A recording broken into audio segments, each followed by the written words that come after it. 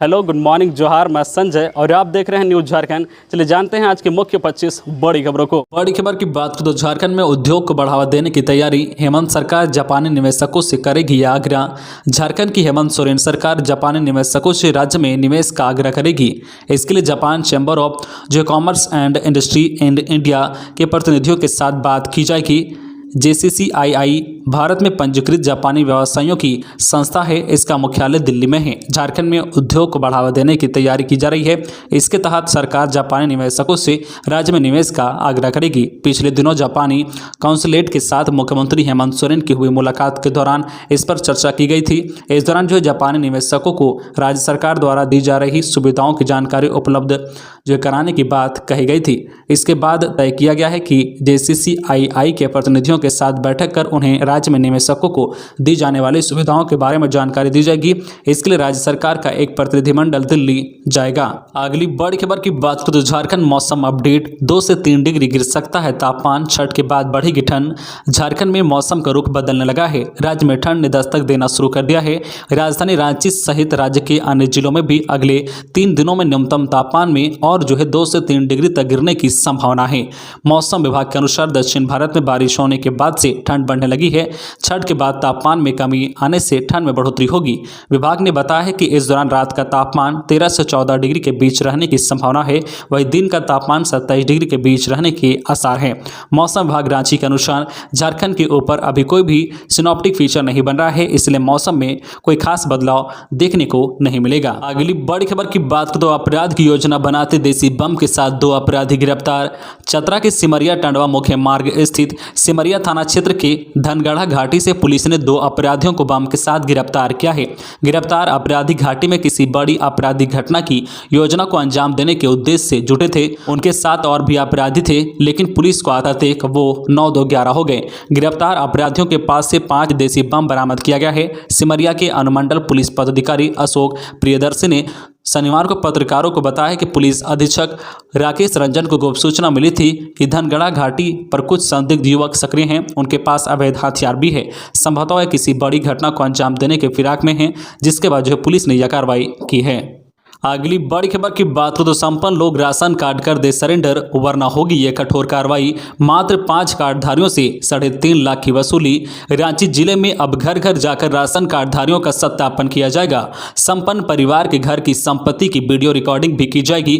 साक्ष्य जमा होने के बाद ऐसे लोग जो कार्ड के लिए अयोग्य हैं और कार्ड का लाभ ले रहे हैं, उनके खिलाफ प्राथमिकी दर्ज की जाएगी। जिला प्रशासन ने इस कार्य के लिए विशेष टीम का गठन भी किया है। यह टीम कभी भी जाकर घर में छापा मार सकती है। पिछले 1 साल से जिला प्रशासन संपन्न लोगों से राशन कार्ड सरेंडर करने को कह रहा है। अब तक 3000 लोगों ने ही राशन कार्ड सरेंडर किया है। इसके बाद प्रशासन ने संपन्न लोगों को राशन कार्ड सरेंडर करने के लिए दोबारा मोहलत दी और सितंबर में सूचना निकाला कि 31 अक्टूबर तक का समय निर्धारित किया था। इस अवधि में सिर्फ 5 लोगों ने ही कार्ड सरेंडर किया।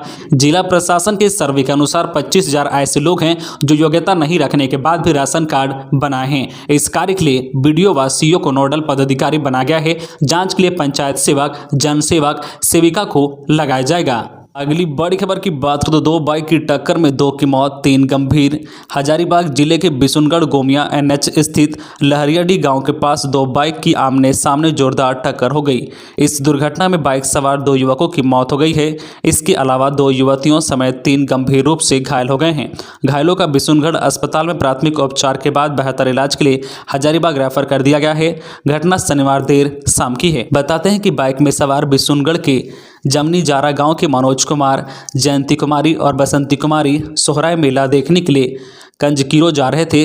इन बाइक सवारों की टक्कर विपरीत दिशा से आ रहे बाइक सवार कर्री के मदन महतो एवं जगदीश महतो से हो गई। इसमें मनोज कुमार और मदन महतो की मौत हो गई है। बाकी 3 लोग गंभीर रूप से घायल हैं। अगली बड़ी खबर की बात करें तो सर्वे के लिए 8 से बुलाए जाएंगे 3री और 5वीं के बच्चे। राज्य के 3509 स्कूलों के बच्चों का 12 नवंबर को नेशनल अचीवमेंट सर्वे होगा। इस सर्वे की तैयारी के लिए संबंधित स्कूलों के बच्चों को 8 नवंबर से स्कूल में बुलाया जा रहा है।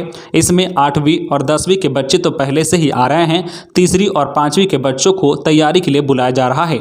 स्कूली शिक्षा और साक्षरता विभाग ने इसके लिए जिलों को निर्देश दे दिया है। हालांकि 5वीं के बच्चों को स्कूल बुलाने की आपदा प्रबंधन प्राधिकार की अनुमति नहीं दी गई है, लेकिन नेशनल अचीवमेंट सर्वे के लिए चयनित स्कूलों के 3री और 5वीं के बच्चों को विशेष परिस्थिति में बुलाया जा रहा है।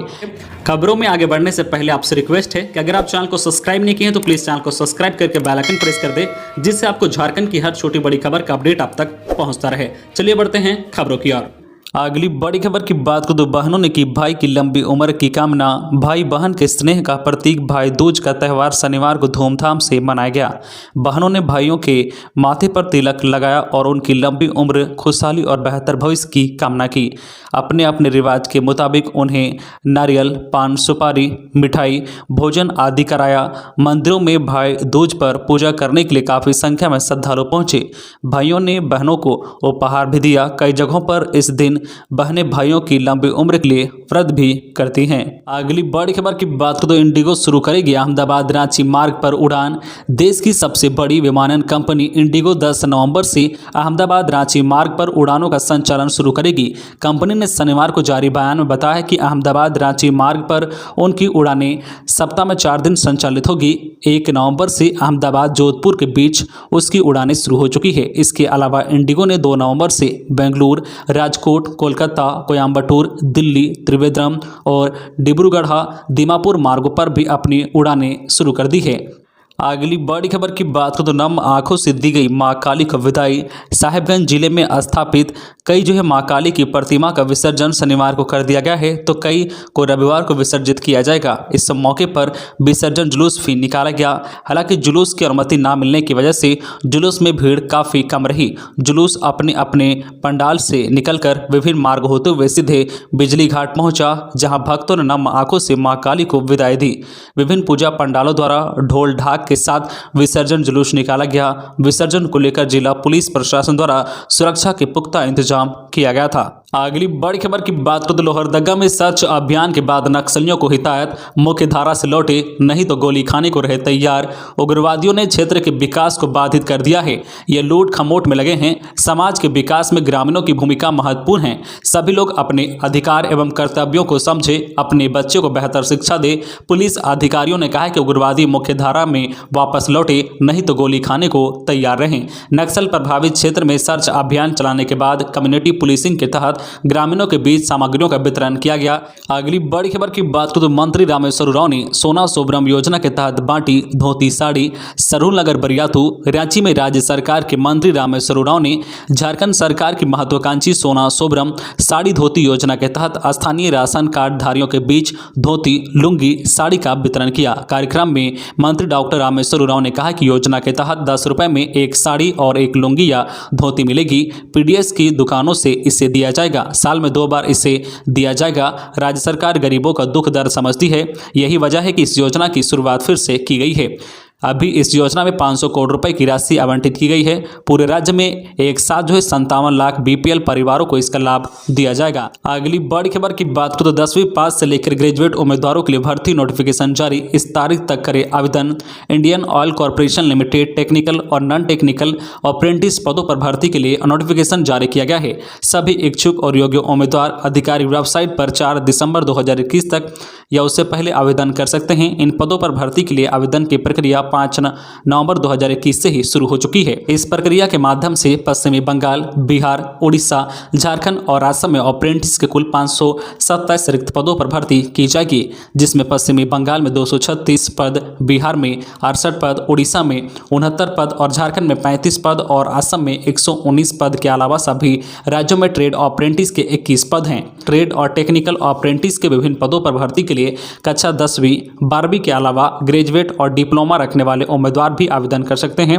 सभी पदों के लिए शैक्षणिक योग्यता अलग अलग निर्धारित की गई है। इसके लिए विस्तृत जानकारी के लिए आप आधिकारिक नोटिफिकेशन चेक कर सकते हैं। इसके लिए आप आधिकारिक वेबसाइट iocl.com पर 4 दिसंबर तक ऑनलाइन आवेदन कर सकते हैं और डिटेल जानकारी प्राप्त कर सकते हैं। अगली बड़ी खबर की बात करें तो एयरटेल कर्मचारी को गोली मारकर 8 लाख रुपए लूट के मामले में एक गिरफ्तार। राजगंज थाना में हो रही है पूछताछ। धनबाद के बरवा अड्डा में एयरटेल के पेमेंट कर्मी झरी महतो को गोली मारकर 8 लाख रुपए लूटने के मामले में पुलिस ने एक अपराधी को गिरफ्तार किया है। हालांकि पुलिस अभी उसकी पहचान छिपाने की कोशिश कर रही है। पुलिस के अधिकारियों की माने तो गोली चलाने वाले में 3 में से एक या भी शामिल था। इसके गैंग के दूसरे लोग की तलाश की जा रही है। पकड़ा गया आरोपितों का आपराधिक इतिहास भी रहा है।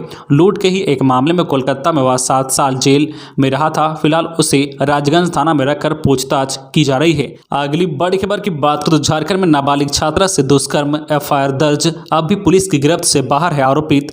झारखंड के लातेहार जिले के मानिका थाना क्षेत्र की बिसुन बांध पंचायत की 9वीं कक्षा की नाबालिग छात्रा के साथ दुष्कर्म का मामला प्रकाश में आया है। पीड़ित के परिजनों ने मानिका थाना क्षेत्र के राजेंद्र तुरी के खिलाफ नामजद प्राथमिकी दर्ज कराई है। मानिका थाना प्रभारी गौतम कुमार ने बताया कि पीड़ित के आवेदन पर प्राथमिकी दर्ज कर ली गई है। आरोपी को शीघ्र गिरफ्तार कर लिया जाएगा। पीड़ित के अनुसार जब वह घर जा रही थी तभी घर पहुंचाने के बहाने बाइक सवार युवकों ने उसे बाइक पर बिठा लिया और जंगल में ले जाकर दुष्कर्म किया। अगली बड़ी खबर की बात करें तो सोहराय पर्व झारखंडी सभ्यता व संस्कृति का है प्रतीक। चंद्र प्रकाश सांसद चंद्र प्रकाश चौधरी शनिवार को रामगढ़ के हुआ में सोहराय पर्व को लेकर आयोजित कार्यक्रम में शामिल हुए। कार्यक्रम को संबोधित करते हुए सांसद ने कहा कि सोहराय पर्व झारखंडी सभ्यता व संस्कृति का प्रतीक है। यह पर्व गाय, बैल, भैंस और मानव के बीच गहरा प्रेम स्थापित करता है। यह पर्व भारत के मूल निवासियों के लिए विशिष्ट त्यौहार है, क्योंकि भारत के अधिकांश मूल निवासी खेती बाड़ी पर निर्भर हैं। खेती बाड़ी का काम बैलों व भैंसों के माध्यम से की जाती है। इसलिए सोहराय पर्व में पशुओं को माता लक्ष्मी की तरह पूजा जाता है। इससे पूर्व जो कार्यक्रम का शुभारंभ सांसद चंद्र प्रकाश चौधरी सहित विशिष्ट अतिथि नगर परिषद अध्यक्ष योगेश बेदिया, उपाध्यक्ष मनो कुमार महतो ने संयुक्त रूप से फीता काटकर किया। अगली बड़ी खबर की बात करें तो छठ में होने लगा जिला महापर्व को लेकर शुरू हुई तैयारी। दीपावली के समाप्त होते ही 4 दिवसीय छठ महापर्व की तैयारी शुरू हो गई है। पूरा जिला छठ में होने लगा है। महापर्व को लेकर लोगों पर रंग चढ़ने लगा है। छठ महापर्व के गीत गली मोहल्ले में गूंजने लगे हैं। इससे जो है माहौल छठ में हो गया है। छठ को लेकर बाजार में एक बार फिर से रौनक चढ़ने लगी है। हाट बाजार में सूप, दौरा, टोकरी आदि बड़ी संख्या में उतारा गया है। महिलाएं सूप, दौरा आदि की खरीदारी कर रही है। कोरोना संक्रमण के कारण बीते 2 वर्षों से कई जो है पाबंदियों के बीच छठ महापर्व किया गया। सादगीपूर्ण तरीके से छठ किया गया। इस कारण छठवर्ती घरों में ही छठ महापर्व किया, घर पर ही अर्घ्य देकर मंगल जीवन की कामना की। लेकिन इस वर्ष सरकार ने छठ महापर्व को लेकर सरकार की ओर से पूरी छूट दे दी है। इसके बाद जिले में उत्साह चौगुना बढ़ गया है। अगली बड़ी खबर की बात करें तो झारखंड की हेमंत सोरेन सरकार के हस्तक्षेप से बेंगलुरु से सार्मी का शव पहुंचा पलामू, हुआ अंतिम संस्कार। बेंगलुरु में बिल्डिंग से गिरने से 3 नवंबर 2021 को झारखंड के पलामू जिले के सार्मिक देशियों की मृत्यु अस्पताल में इलाज के दौरान हो गई थी। इस मामले में राज्य सरकार के हस्तक्षेप के बाद उसका शव एम्बुलेंस से पलामू स्थित अवसन ग्राम में 5 नवंबर की शाम पहुंचा था। परिजनों को शव की सुपुर्दगी के बाद 5 नवंबर को ही अंतिम संस्कार कर दिया गया था। आपको बता दें कि देव सिंह बेंगलुरु के कडप्पा इलाके में एक निर्माणाधीन बिल्डिंग में मिस्त्री का काम कर रहा था। वह पलामू के चैनपुर प्रखंड स्थित अवसन ग्राम का रहने वाला था। अगली बड़ी खबर की बात करें तो अब पोलियो टीकाकरण की तर्ज पर दी जा रही है वैक्सीन। धनबाद स्टेशन पर खुला विशेष केंद्र। रेलवे स्टेशन पर और बस स्टैंड का दृश्य तो आप सबको याद होगा, जब पोलियो टीकाकरण अभियान के दौरान छोटे छोटे बच्चों को पोलियो टीके की खुराक पिलाई जाती है। कुछ इसी तर्ज पर धनबाद में कोरोना टीकाकरण अभियान शुरू किया गया है। अब जो बगैर स्लॉट बुकिंग के रेल यात्री स्टेशन पर आते जाते समय कोरोना का टीका ले सकते हैं। इसलिए धनबाद रेलवे स्टेशन पर शनिवार से एक विशेष टीकाकरण कैंप लगाया गया है। यहां पर आकर रेल यात्री कोरोना का टीका लेते देखे गए। धनबाद में दिसंबर तक सभी जो योग्य लाभुकों को कोरोना का टीका लगा देने का लक्ष्य रखा गया है। इसी के मद्देनजर विशेष टीकाकरण केंद्र खोला गया है। ट्रेन से धनबाद आने वाले तथा धनबाद से बाहर जाने वाले यात्रियों के लिए धनबाद रेलवे स्टेशन पर स्पेशल जो है वैक्सीनेशन कैंप कल से शुरू किया गया है। अगली बड़ी खबर की बात करें तो धनबाद में अगले 180 दिन में हरियाली और पर्यावरण संरक्षण पर 23 करोड़ खर्च करेगा नगर निगम। नेशनल क्लीन एयर प्रोग्राम के तहत पूरे नगर निगम क्षेत्र में हरियाली और पर्यावरण संरक्षण पर जोर दिया जाएगा। 15वें वित्त आयोग की अधिकतम राशि सिर्फ नेशनल क्लीन एयर प्रोग्राम पर ही खर्च किया जाना है। इसी क्रम में धनबाद नगर निगम ने 23 करोड़ के काम का टेंडर निकाला है। इसमें ग्रीन पेच वर्क, ग्रीन एरिया का विकास, पौधारोपण, स्लज ट्रीटमेंट प्लांट और construction and demolition waste plant का निर्माण शामिल है। सबसे अधिक 10.25 crore construction and demolition waste plant पर खर्च किया जाएगा। तो ये थी आज की झारखंड की टॉप बड़ी खबरें। इसी तरह झारखंड की हर छोटी बड़ी खबर देखने के लिए आप हमारे चैनल न्यूज झारखंड चैनल को सब्सक्राइब करके बेल आइकन प्रेस कर दीजिए, जिससे आपको झारखंड की हर छोटी बड़ी खबर का अपडेट आप तक पहुंचता रहे। तो आज के लिए बस इतना ही, हमें दीजिए इजाजत, फिर मिलते हैं नेक्स्ट न्यूज में।